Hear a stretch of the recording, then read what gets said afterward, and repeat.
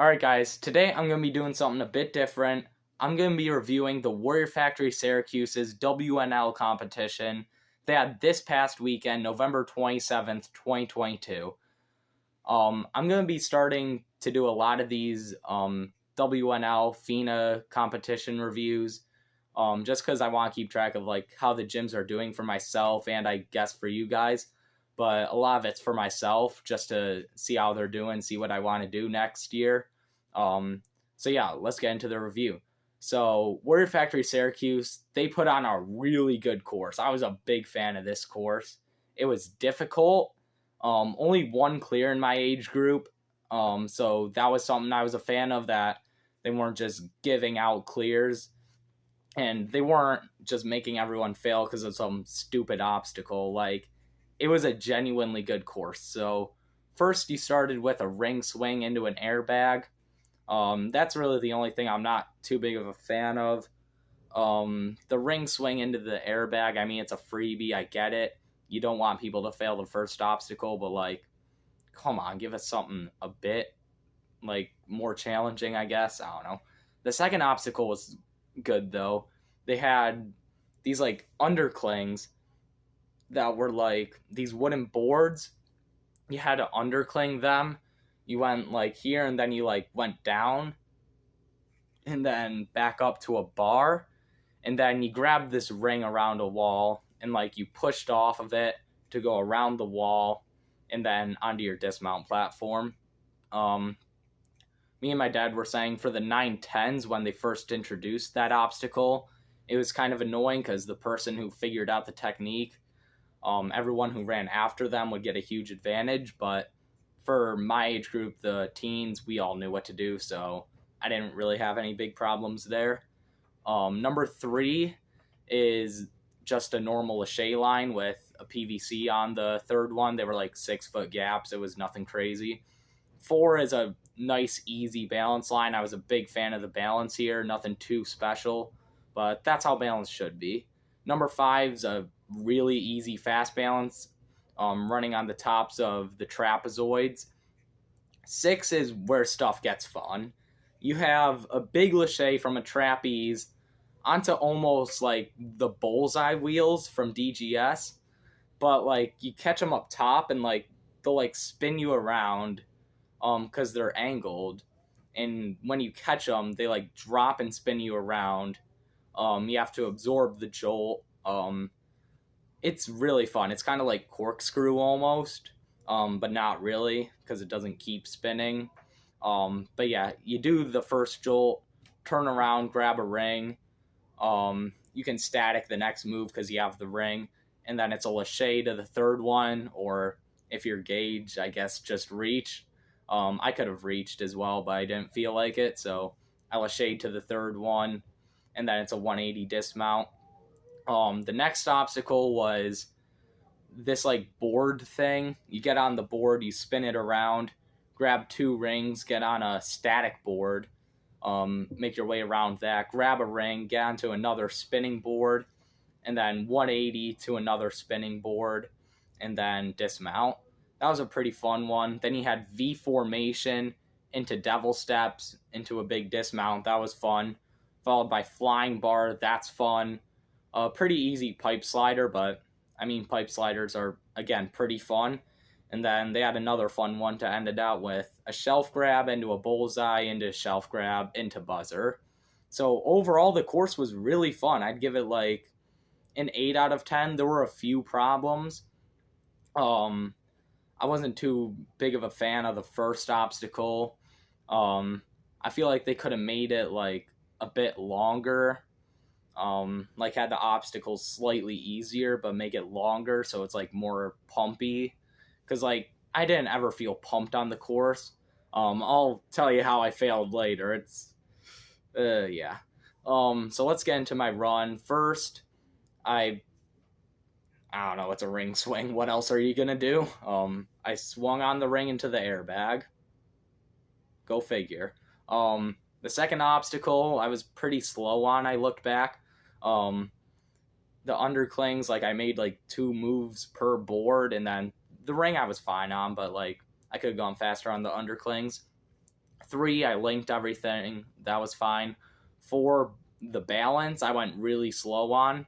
That's probably how I lost to Braden Guile by a second, but whatever. I didn't want to fail on an easy balance. 5 is the fast balance. Again, just easy run across those.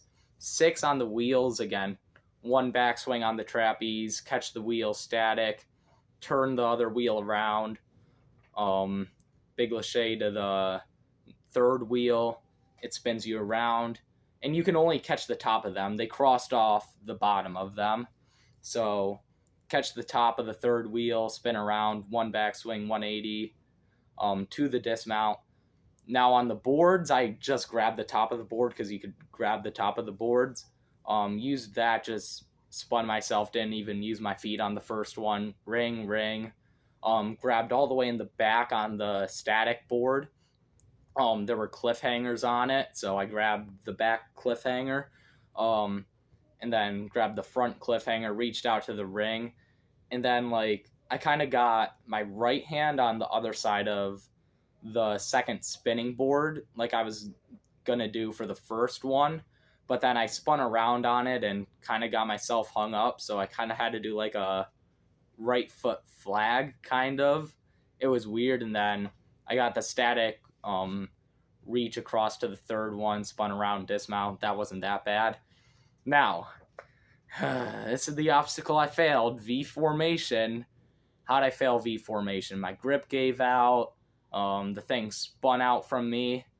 Maybe I was just going for like the T-Rex arms or whatever they call it, where you go in the middle, and like my hands hurt because of that. Not exactly. I kind of tried to skip the entire V formation section of the obstacle and just jump right to the bullseye, which was like your in-between point between the V formation and the devil steps going down. I tried jumping right to that, skipping all the V's, and I fingertipped it. I had my fingertips right on it, but I didn't quite get my hands all the way around. I found out in redemption time, if I would have just reached out with one hand and not 2, and like I would have had like a longer wingspan with 1 hand than 2 hands, then I would have grabbed it. So I mean, I guess I really shouldn't go for a stupid move like that, even if like I really need to save time. But if I do want to go for a stupid move like that again, reach with 1 arm, not 2. So I didn't get to try the descension of the devil steps, but I continued. Flying bar, just jump up to the bar, link those 2 moves. Big pullback on the pipe slider and easy dismount. And then I figured I might as well go for a stupid move for the last obstacle because I already failed. So I tried jumping out to the bullseye, skipping the first shelf grab, and I missed. Again, fingertipped that. I guess I'm not very good at doing big moves to bullseyes, I guess. Something very specific I could work on. But yeah, then I hit the buzzer to stop the time. And yeah, it's a pretty fun course. It was a bit of a long time limit, I felt like. Nick Warren, the only clear, had like 32 seconds left or something. I would have liked to see them do a 3-minute time limit instead of 3:20. That way people could move a bit faster, I guess. But that's fine. Overall, the course, I really liked it. I had a fun time on it. The competition wasn't taken too seriously. It didn't feel like obviously it wasn't like a Syracuse Ninja Barracks or Westchester, especially like where everyone's like joking, screwing around on like the basketball court or whatever. But yeah, it was still kind of fun. Like we were like cracking jokes and stuff. Like it was pretty fun. But yeah, I mean, Warrior Factory Syracuse, they don't have the best facility in the world, but they know how to make a good course. So for this competition's final score, I'll give it an 8 out of 10. If you're thinking about going to one of their competitions, I would personally.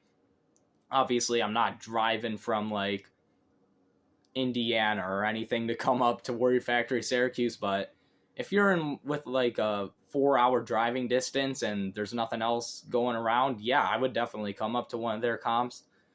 They definitely do some pretty good competitions, especially this past one I was pretty impressed with. Jeremy, Julie, and their team did a good job setting stuff up. I didn't get to demo for Elites, but whatever. So yeah, that was kind of my review of Warrior Factory Syracuse's NNL, or I should say WNL competition now.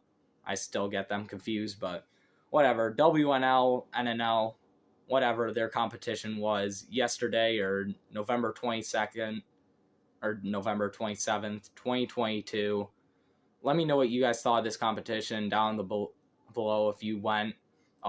If you didn't, yeah, definitely come out here next year for their WNL, and make sure to like and subscribe, and I'll see you guys next time.